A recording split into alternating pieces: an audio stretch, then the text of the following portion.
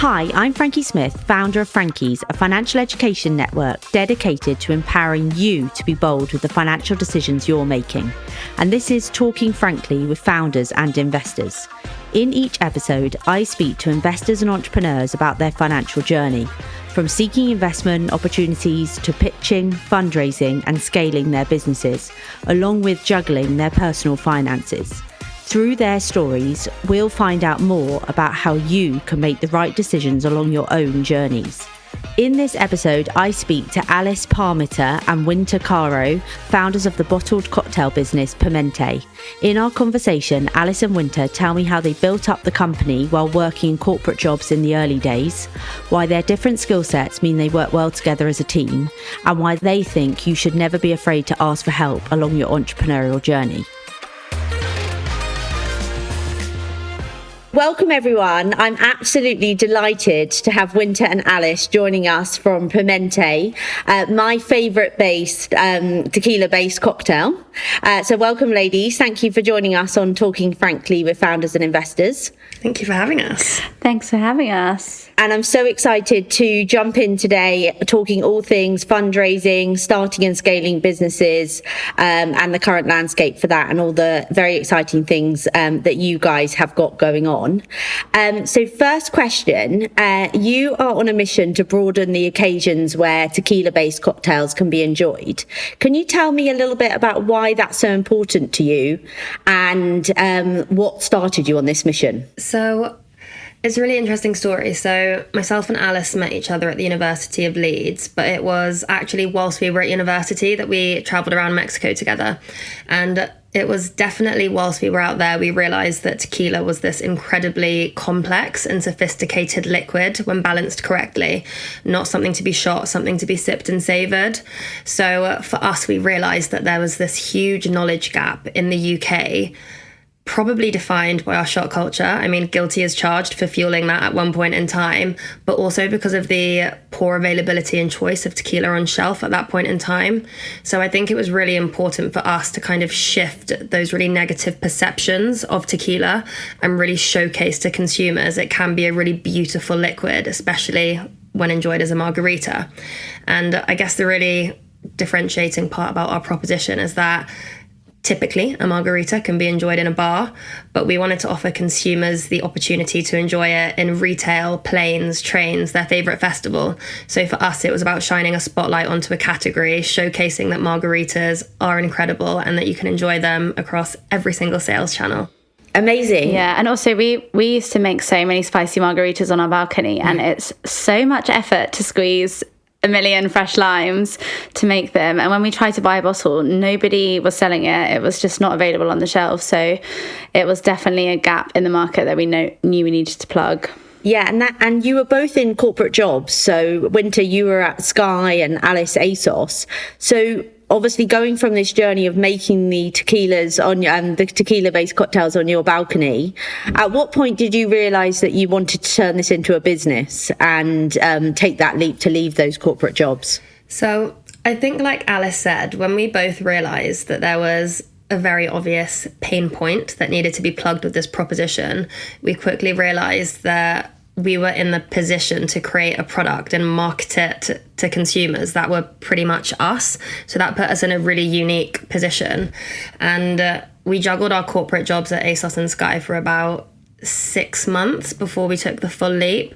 But I think it's really important to note that we didn't take the leap until we realized the business was actually driving like monthly recurring revenue. We knew that there was kind of income coming in from our corporate jobs that could kind of cushion us and feed the growth of the business until we got it to a point where we realized, okay, we've got our cash flow forecasts. We know exactly what needs to come out and come in. And there was a real make or break moment for us. So we launched the business in March 2021. And then that summer in July, there was an opportunity to create this really beautiful tequila bar at a festival called the Big Festival. And the pitch fee to attend the event was 25 grand. And I think we had 15 grand in our bank account at that point in time. So we said to ourselves, like, this is a real make or break moment. If we quit our corporate jobs 1 month before this event, put everything into building this stunning activation.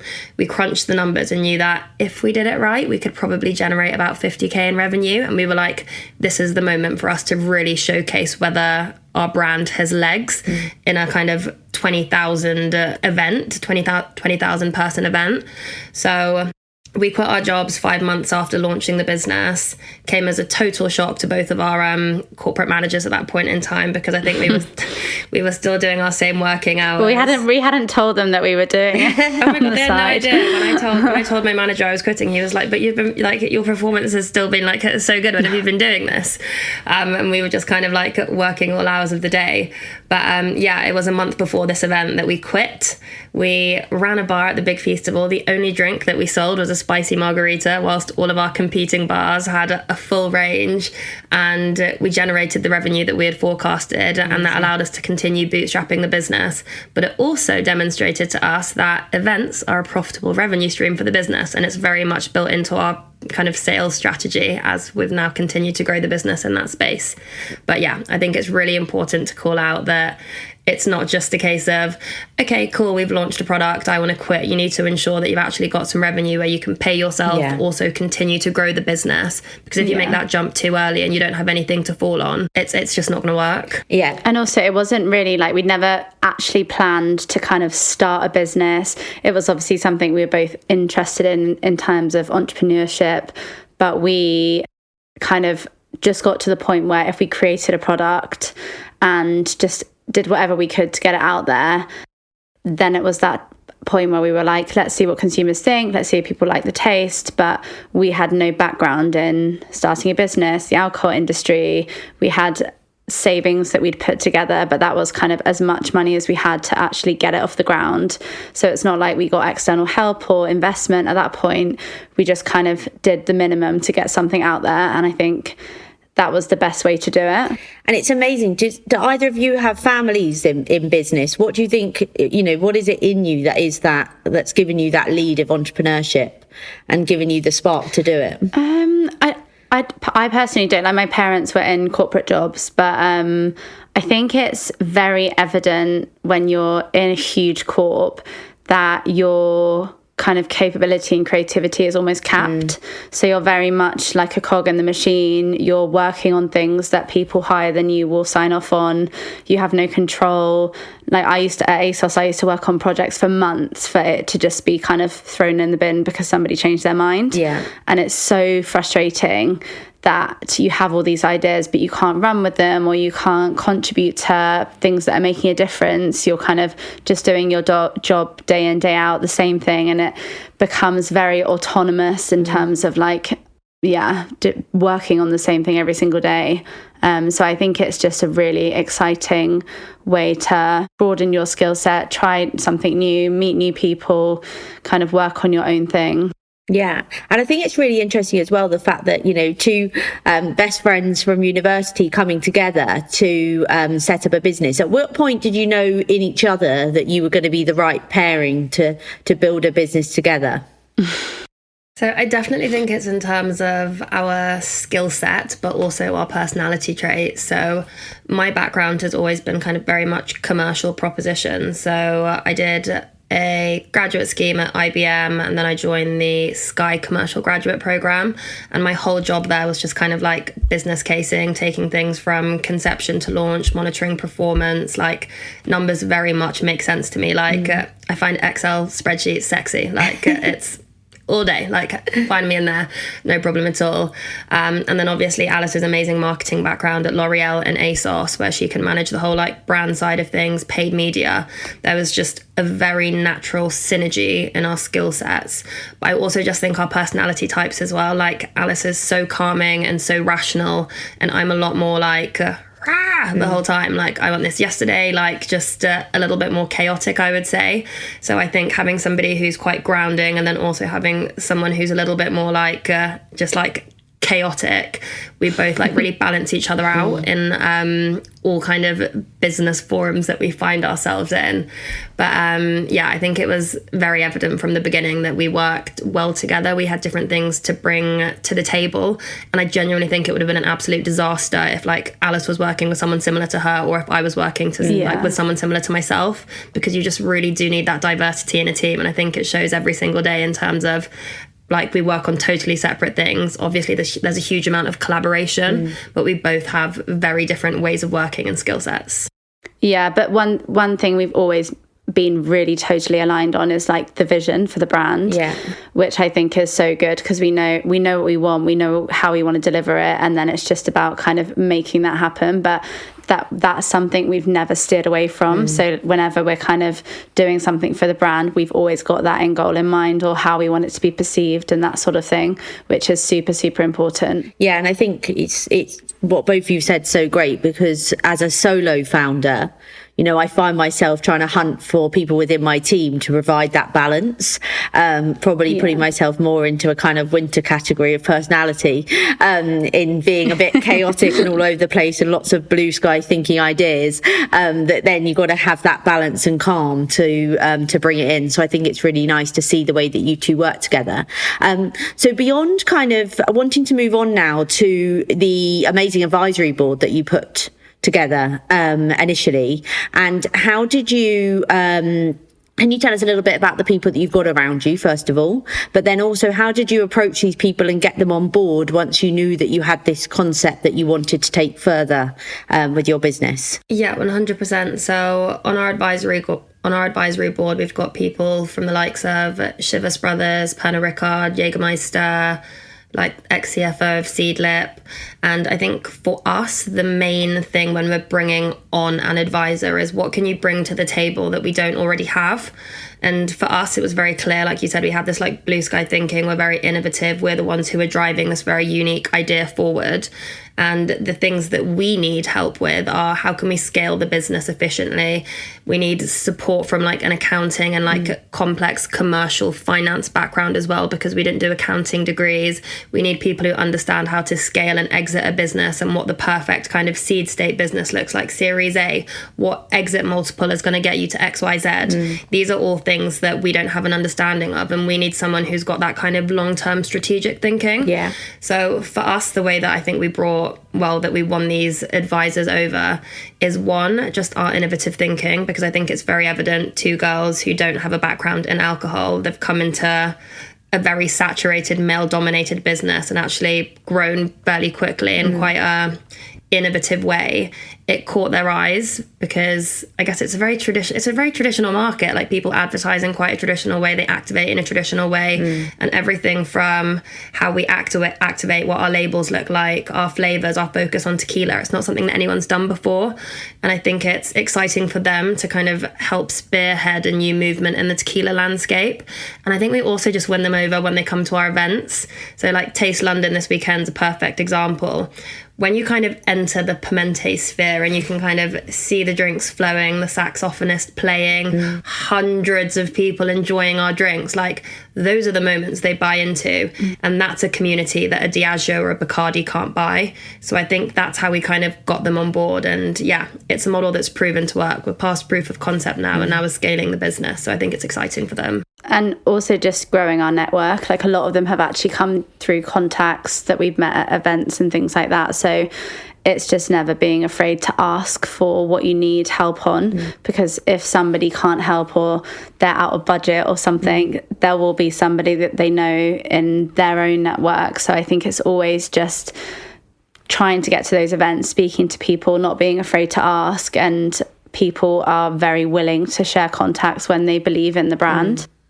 And I think it's really interesting you mentioned there Diageo, and you were on the pre-accelerator program with them and managed to secure some initial funding. Can you tell us a little bit about that and the support and guidance you got at that stage? Yeah, I mean, really interestingly, they prospected us after seeing us at I think it was actually Taste London, and it was during our first year. And I think it's that activation piece that really won them over, because one of their core objectives is kind of moments to connect. and they saw that we were doing something that they couldn't replicate. Like I said before, you can pump hundreds of millions of pounds into a business, but you can't buy community, you can't buy soul, you can't buy spirit, you can't buy authenticity. And that was something that they saw, and it really excited them. And I also think a lot of businesses see events as marketing budget. For us, it's a really profitable revenue stream. And Diageo hadn't seen a brand that activated in this really experiential way, but also drove a lot of profit from it, not just top line revenue.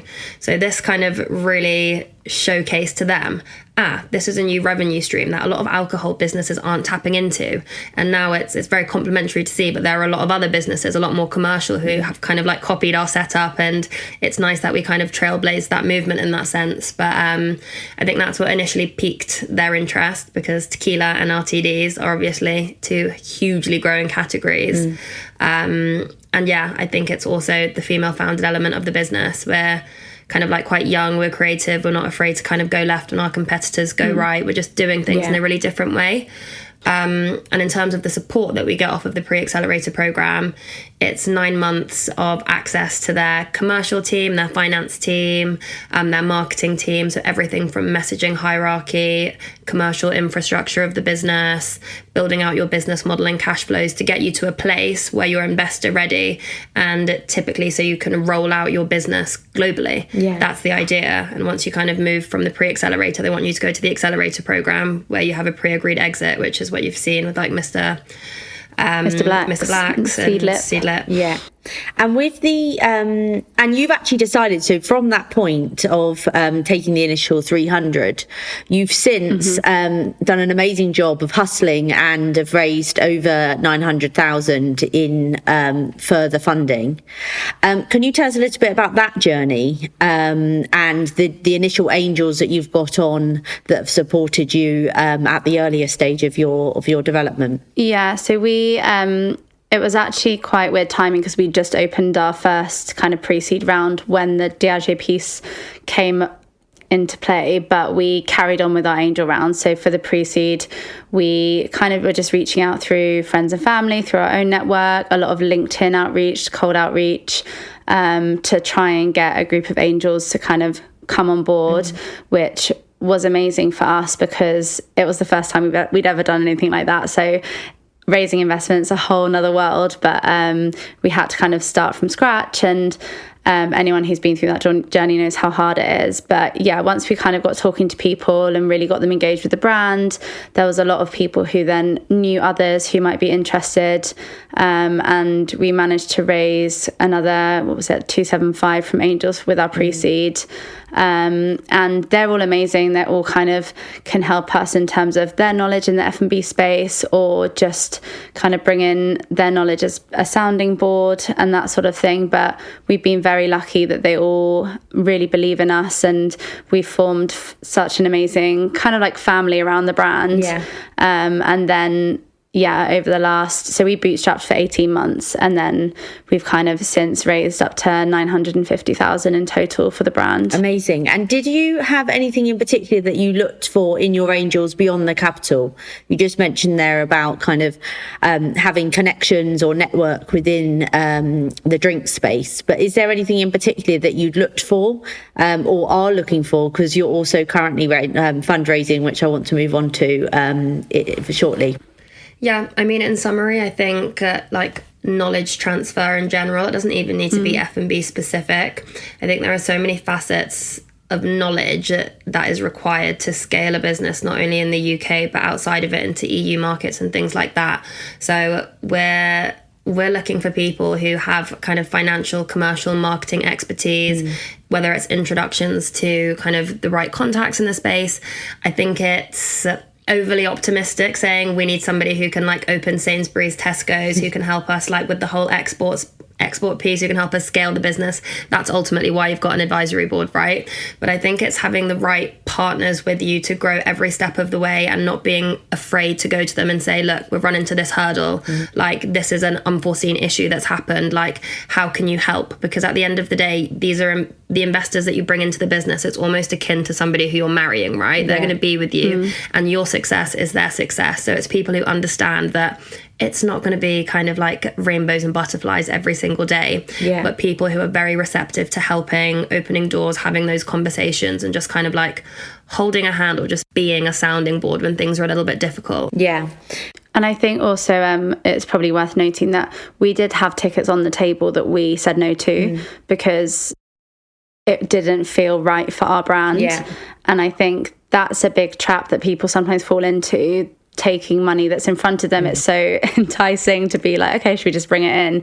But actually, if it's not right for the business, then you should say no, because they are going to stay with you. And the last thing you want is people kind of making your journey miserable. Yeah, no, I completely agree, because I think a lot of the conversations I'm having with founders at the moment is limited supply, open blank check, but you've got to make sure, as you say, you get the right partners on board and they're people you genuinely want to work with, because once you're over these hurdles, you need to make sure they're people that you want to be working with in the next 5-10 years, not just the next 3-4 months.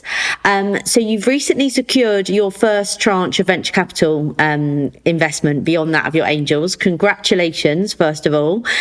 Big step in the development of your brand. Can you tell me a little bit about the differences you've seen between operating with angel investors and venture capital groups, and what advice would you give to any founders who might be listening today who are about to embark on a similar journey? So the venture capital that we moved forward with, it was slightly smaller than a typical VC fund. So the experience for us was actually amazing. They were super transparent and open with their communication. The start to finish process probably took about 2.5 months. Naturally, with a venture capital fund, there's going to be a lot more due diligence, I guess, that you need to go through in terms with their investment analyst team, contracts. There's a little bit of back and forth because there are certain terms within the contract that kind of need to align in terms of VC expectations. So we were really lucky with our VC journey. However, we have also had experiences with VC and conversations that haven't been amazing. And I think naturally, because of the scale that VCs work at, sometimes they can't be as understanding on like timelines, the importance of cash flow, just that transparent communication. So I think my advice for anyone who wants to move forward with a kind of slightly larger VC is work with angels for as long as you can who align to your strategic vision, because as soon as you do bring VCs on board, there is a lot more bureaucracy, there is a lot more kind of expectation in terms of how you grow your business. Sometimes the terms aren't as favourable. We were very lucky in our case where they wanted to kind of co-invest and piggyback off of our existing terms on our seed round, which was great. But I think there definitely has been a bit of a shift in the VC market as well, where there's been a huge kind of step change from looking at growth businesses to profitability. So to anyone who is in between that kind of half a million in total sales revenue to maybe 2 million, like try and raise from family offices and angels, just because VCs are either looking at hyper growth or profitability, or just kind of reinvesting their money into their existing portfolio to de-risk what's going on, just because it is it's a difficult time to fundraise at the moment. People are being a lot more conservative with their cash. VCs are finding it difficult to even fundraise for their own funds to deploy capital. So I think just be cautious of wasting time going after the big VCs when their strategic priorities aren't really looking at, I guess, fast growing consumer brands right now. That would just be a bit of a watch out. Otherwise you can fall into the trap of wasting a bit of time. I think that's a really good answer, because I think that we are experiencing a time where I've got venture capital groups that I've worked with going under themselves rather than the businesses that they're funding. So this landscape shift that we're in, it's really important to see, and to find alternative ways and focus on different areas that you can raise capital.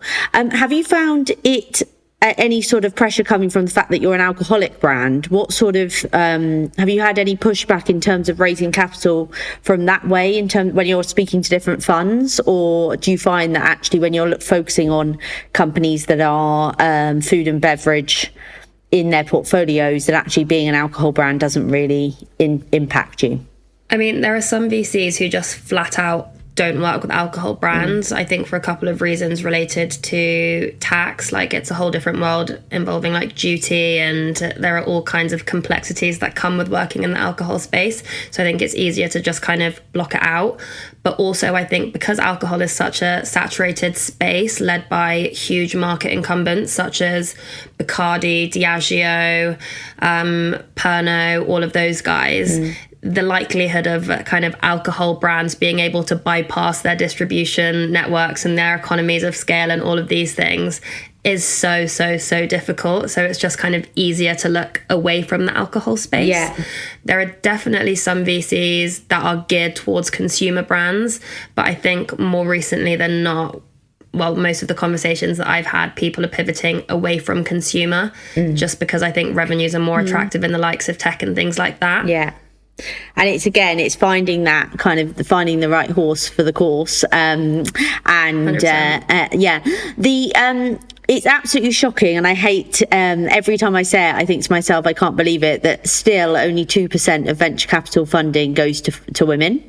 I actually read a report by Sapphire Capital that suggested that in some areas it may have increased up to 5%, but let's go with the 2% figure.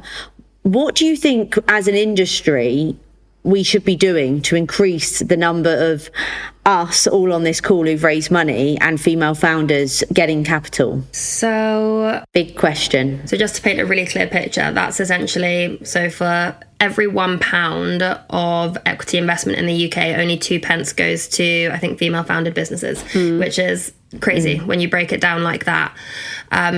I don't think we're in a market anymore where having a really good concept or business or revenue is enough. That won't dictate your raising success in this landscape by any means. So I think it becomes a question of creating an environment where we're giving more females the opportunity. And I think one of the most notable is Anne Boden, who's the first female to set up Starling Bank. And she has she's now set to become the chair of the Women-Led High Growth Enterprise, which is a phenomenal initiative that's really targeting the issue from the root. So essentially anybody in schools, especially females in schools and university, they're going to be given the toolkit to understand what it means becoming a female entrepreneur. How do we access kind of grant schemes? What is fundraising? On top of providing founders like ourselves the toolkit to raise in this environment, which I think is amazing, especially coming from a female starting a bank like that.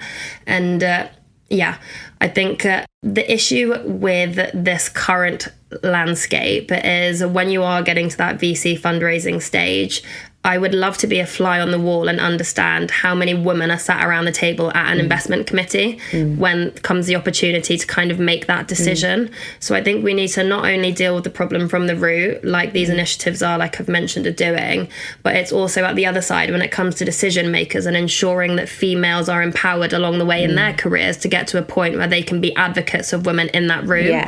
Because there are so many ridiculous stats about like why the kind of tables are turned against women and things like that.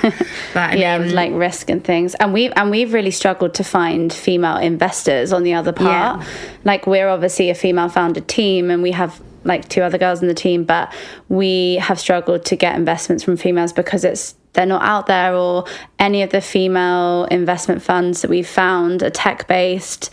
It's really hard to find any in the consumer space. And I think there just is a wider education piece to be done for females on how to invest, where to start.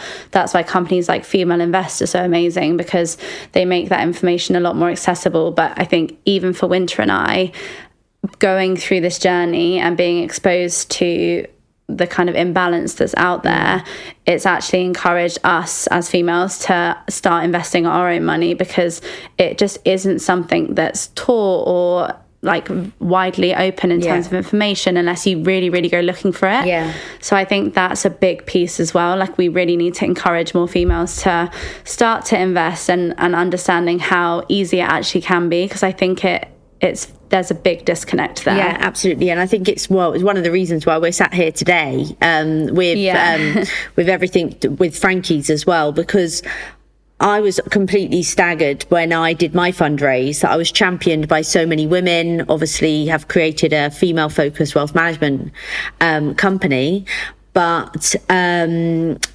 I wasn't backed by women. I was actually backed by 3 men, and it really links into what you're saying, that I actually only pitched to one woman out of all the pitches that I did. I did over 30 or 40 pitches for my seed round. So it's it's definitely, there's not enough women investing in women, and we need to break down those barriers. So you're on a current fundraise, which you're looking to close out. For anyone who's listening and loving what you're doing, what are you going to be using the next tranche of capital for? I want to hear more about kind of the event space and what you're doing over the summer. You've got some amazing partnerships, but what's the real next phase and next step for your brand? Absolutely. So we closed 420k this February, which was amazing. But due to the early success of Waitrose going live, we've been exceeding all of our forecasts and outselling some of the huge brands in Waitrose, which is amazing. So we're raising an additional 500k under EIS, and that's pretty much, we need working capital to fuel existing growth in the pipeline, which is a really strong narrative. So it's not a case of us doing kind of proof of concept or anything like that. We've got very exciting national grocery listings going live. We're going live in airports. There's so much going live over the next couple of months, and we need the capital to kind of scale up all of our production. We also need to grow our sales team. We're only a team of 5 at the moment, and I feel like we're juggling monkeys at this point, doing everything. So we need to grow out the sales team, and then just pump more into our marketing, because we have so many incredible opportunities on the table, and we want to say yes to all of them, but we need money to make more money. So it's a really, really positive narrative and a really exciting time to get involved in Pimentae. In terms of like revenue growth, we've grown 200% year on year, which is phenomenal in such a like saturated market. So yes, so we're in the middle of our fundraise, so if anyone is interested, obviously please drop us a message. But I guess in terms of what's going on this summer, we've just done Taste London, so hopefully if anyone's been listening, they were there this weekend, and the crowds of people enjoying Pimentae were honestly epic. It was just amazing to see so many people with Pimentaes in their hands enjoying it. I think our next event is Pub in the Park. We're also going to be doing Wimbledon IMG House, which is incredible. Amazing. We've got Henley Regatta will be there. Well, that's the first time we'll be at Henley, so that's really exciting. And then, the luxury campsites at Glasgow, Crank Brother, which is in London's big DJ festival. And how are you? Lots going on. How are you securing these? What sort of, you said events were a kind of key activation earlier. How have you built that into your model, and how have you made that kind of a profitable stream that you've explained today? It's such a weird one, because I think people see events. To attend these events, it costs north of kind of 10-15 grand, but for example, like a Wilderness, for example, is £50,000 just to pitch there, and then you've got to pay for full activation, staff, stock. Like a lot of the festivals run on models where they'll take your bar revenue, or they'll take a share of it, like a 70-30% share.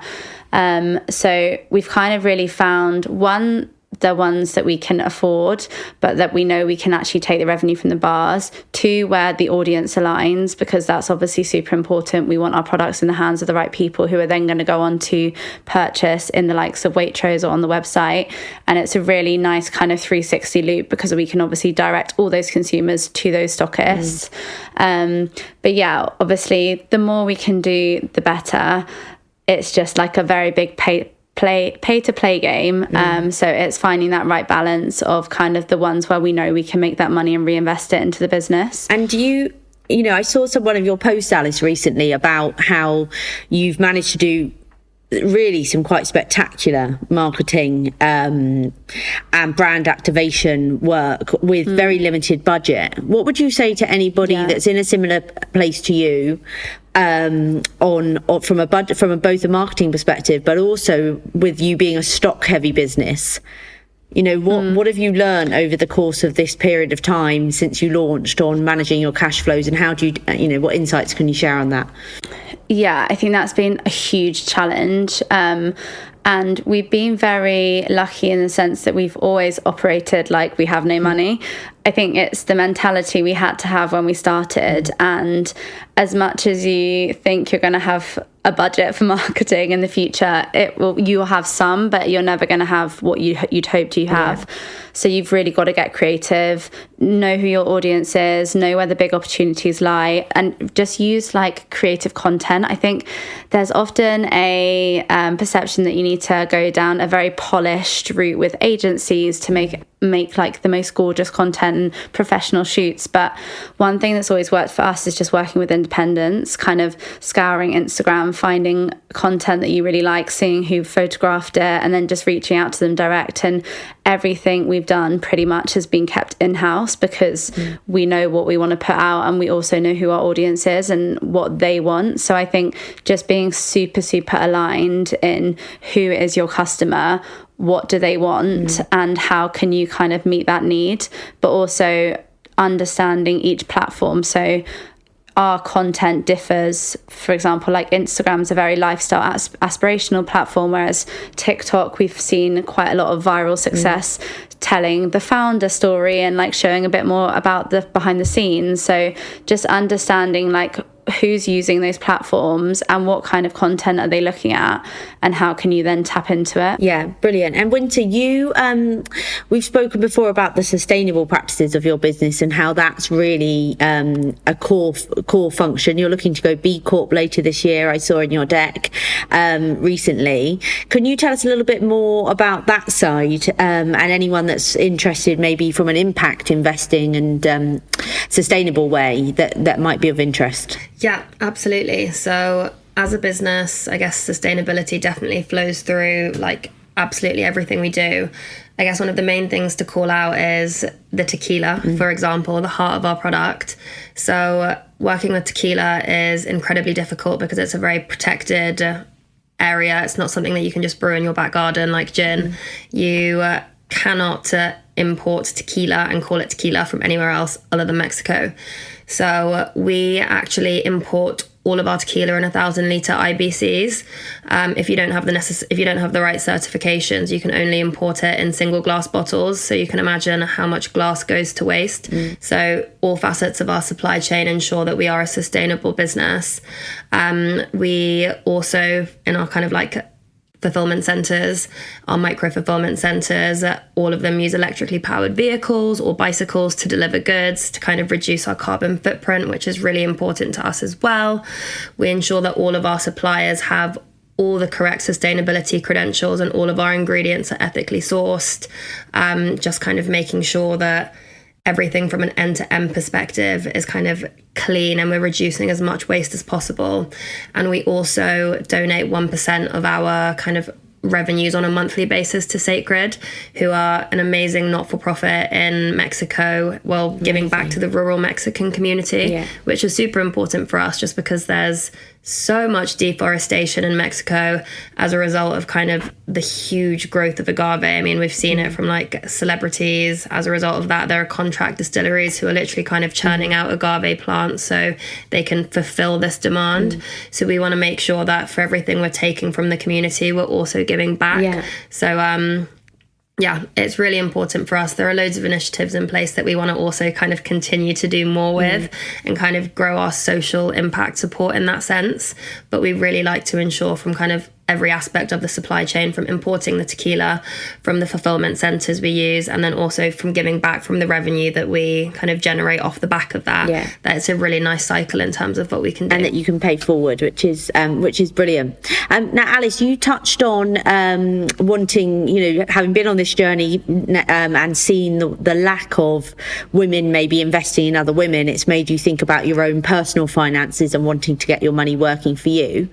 Can you say a little bit about, what advice would you give to anyone who's at the start of their own personal financial journey? And how have you found juggling being a founder, running a business, and keeping on top of your personal finances as well? Hard. But no, I think it's really good to look at your personal finances in a way of, okay, what are your personal goals? Firstly, what do you want to achieve? What do those milestones look like, and how are you going to get there? I think often we forget to plan our own lives when we're so amidst in the kind of chaos of running a business, and that's as important, because obviously if you're not going to get there, like, how are you going to be personally fulfilled? So I think it's just having a really realistic view and plan of what that future looks like, and how you can kind of manage that in different ways. And, you know, is it that you're saving for something? What are the small steps that are going to get you to that end goal?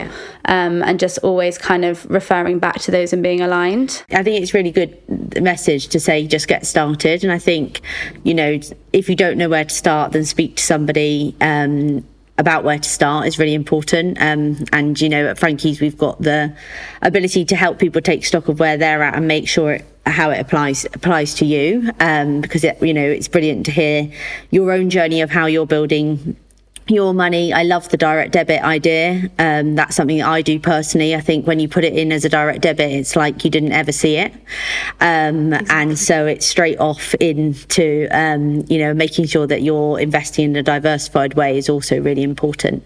Thank you both so much for taking the time to speak with us today. And I've just got one final question for you.